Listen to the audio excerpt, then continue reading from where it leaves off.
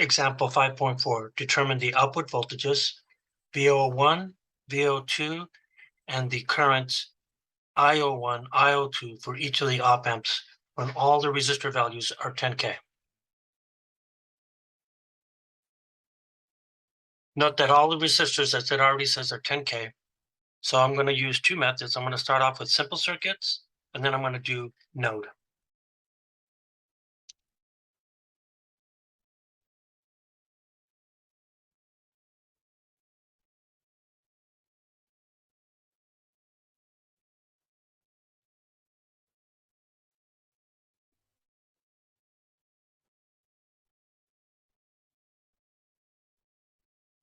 So what I'm going to do here is that I'm going to start looking at what I have.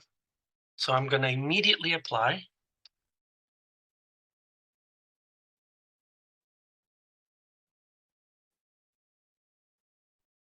Apply. I1, I2 equal to 0, and V1 equal to V2. So if I put in my circuit, here's what I have. Now let's look at these. So I'm going to try to separate these circuits out. So this guy, I'm going to call this op amp 1. So this is op amp number 1. This one over here, I'm going to call this op amp number 2.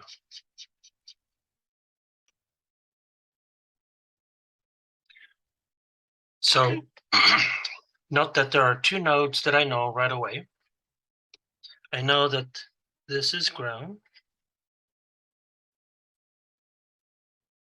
Okay, so I know that node voltage. And then I have this other node right here. And this node is, of course, 10 volts. So what I'm going to do now is that I'm going to focus on op amp number 1, which is the green one. And one of the things that I see here is that if I start labeling these nodes, I'm going to call this node A, and then I'm going to call this node B, and then I'm going to call this node C. So there's a couple of things that we could see here. Note that this node right here, this is the output node for VO1. Then the blue node right here, this is VO2. So now I have all of the nodes labeled. So if I focus on the green one, here's what I know. So I know that if I apply V1 equals to V2 is the same, note that, let's follow it now. If VA is 10 volts, then it automatically implies that this has to be the same voltage right here. So then that tells me that VB also has to be 10 volts. But note that this is just a wire here. So if I look at this guy, that guy has to be 10 volts. And then this one also, VC, has to be 10 volts as well. So we now see here is that all of these node voltages are automatically known just by applying that. So here we go. Now let's calculate VO1 and IO1.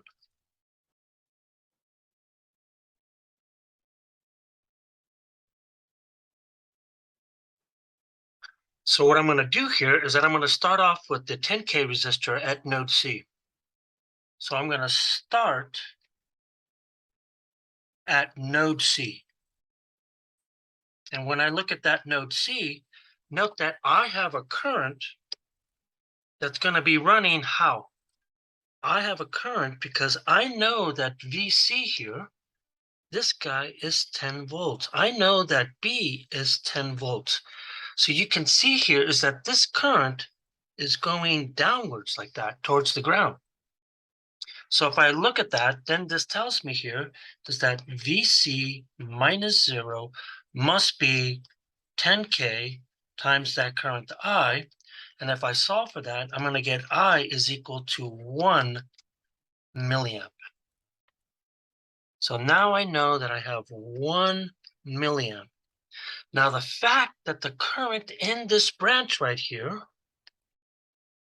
is 0, we now know for a fact that this current coming through here must be 1 milliamp as well. So now I could now solve for VO1. So now what I'm going to do here is that I'm going to apply Ohm's law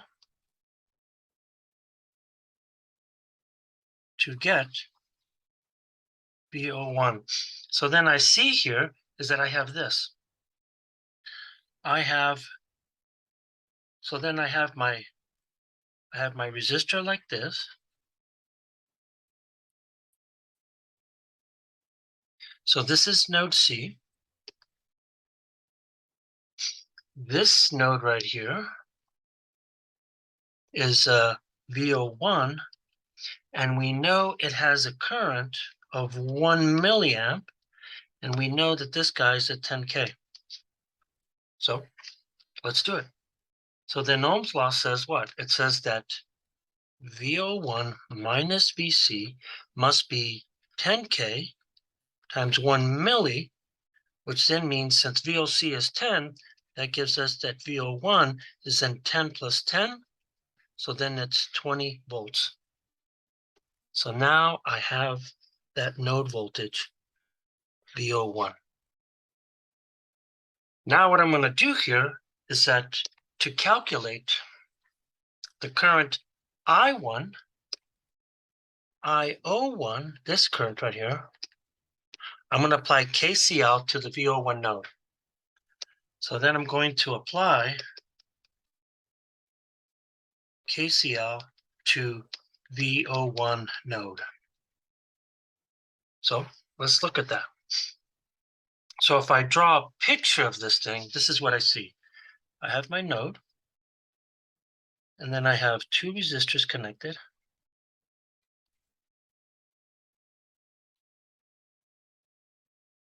We know that these guys are 10K, of course. We know that this node here is C. We know that this node is V1, VO1. And then we have this other node, which is going to also be red. So we know that this node here is, this node is B. This node C is C. And we know that this node here is 20 volts. And then the current is coming up like this for IO1. So I'm going to apply KCL. So I know that this guy is 1 milliamp. And if I look at that, that goes from 20 volts to 10 volts. So then that means here that this current must be 1 milliamp as well. So now when I apply KCL, it says that KCL then says that at 1 I1 plus 1 milli plus 1 milli is equal to 0. That tells me here is that IO1 is then going to be minus 2 milliamps. So now I have everything I need to know about the green op-amp number 1. So now let's go look at op-amp number 2. So what I'm going to do here is that I'm actually going to pick this out and take it with me. Okay, so here we go. So now we want to calculate VO2 and IO2. So let me go put this over here in the corner. And so I really don't care about the node 1 anymore. Okay, so what I'm going to focus on is I need to focus on this blue node right here, VO2. So what did we just calculate? What we know here, I'm going to take this guy out right here, and I don't care about this one. What I do know is that I know I have 1 milliamp go in that direction, but I know that the current here is 0, and I know that the current there is 0. So then that same current must be flowing in this direction right here. So that's 1 milliamp right there. So if I look at that, what I'm going to do now is I'm going to apply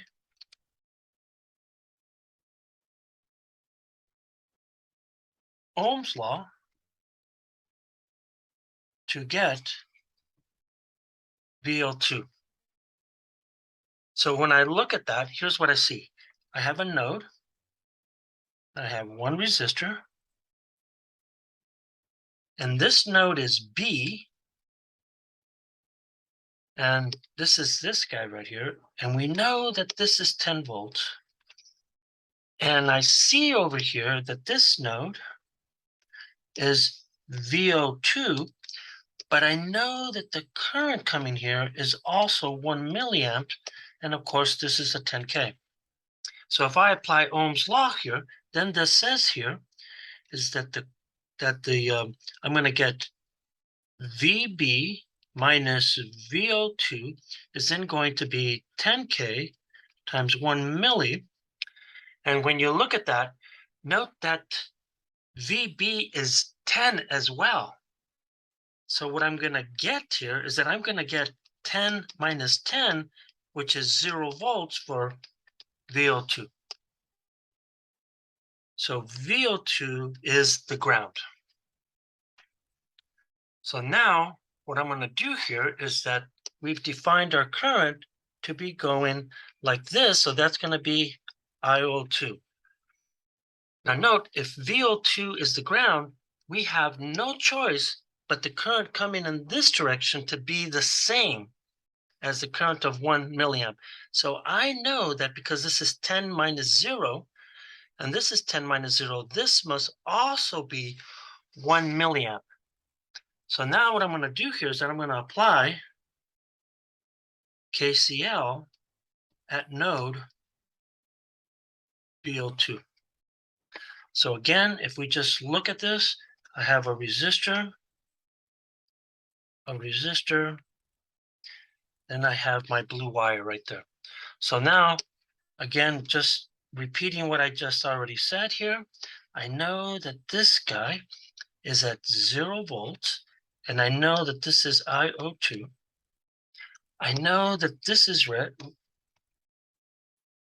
this is red, this is red, and I could see here is that this is 10 volts, this is 10 volts, and because these guys are all 10K, you could see here is that this current has to be 1 milliamp, this current has to be 1 milliamp. So then KCL tells me that the current I2 must be 1 milli plus 1 milli, which then gives me 2 milliamps for IO2. So now I calculated all of the output voltages and the currents. So then the next piece I need to do is that I'm going to do node analysis. So let's go look at that. So here is the node method.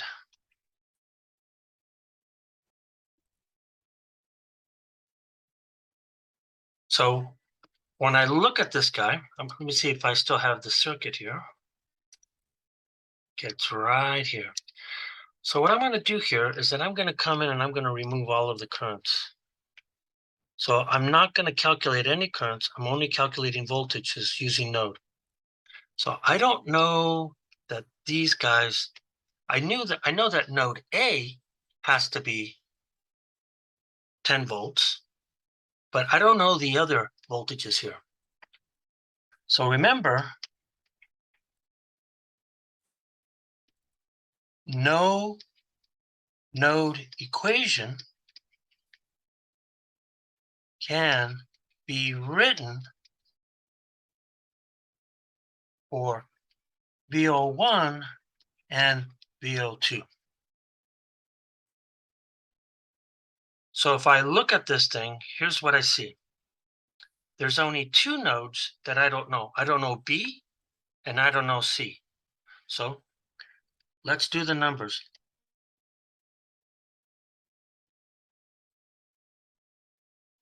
I see that I have three nodes. That's A, B, and C, minus one source. So I have two node equations. So that tells me I have the node for B, the node for C, and then I have two ideal conditions. I have two ideal model conditions. And these are for VO1 and VO2. So what I'm seeing here is that I have what? I have four equations, four unknowns, and these are going to be VB, VC, VO1, VO2. So here I go. So let's write them out. So if I look at that, here's my first equation, and this is going to be for node B. So node B, I could see here is that I have two resistors connected to it. Then I have two mutuals, one for VOC and one for VO1. So then I'm going to have 10 plus 10 VB. Then I'm going to get minus 10 VO1 minus 10 VO2, no current sources. Then I'm going to go to my second one for NC. So NC has two resistors connected, one connected to the ground, one connected to VO1. So then that means here I'm going to write 110, 110 VC minus 10 VO1, and that's equal to 0. Now, what are the ideal conditions here? The ideal conditions tell us this. So I have the ideal model condition, and this is the one that tells me that VA has to equal VB for the first op amp, and that's automatically 10 volts. But note here, the same thing here, this tells me that VB must equal to VC. But VB is already 10 volts from the first one. So I now have those conditions right there met. So now what I'm going to do here is that I'm going to replace VB and VC with 10 volts in equations 1 and 2. So if I do that, here's what I find. I get, so equation 1 tells me that I have 10 plus 10 times 10 minus 10 VO1 minus 10 VO2 is equal to 0. If I look at my second equation, it tells me that I get 10 plus 10 VC, which is 10, minus 10 VO1 equals to 0. So then if I get my solution for these guys, I'm going to find that VO1 is going to be 20 volts and VO2 is going to be 0 volts. The exact same values that we got beforehand. No current calculations because they're the same as before, the exact same process.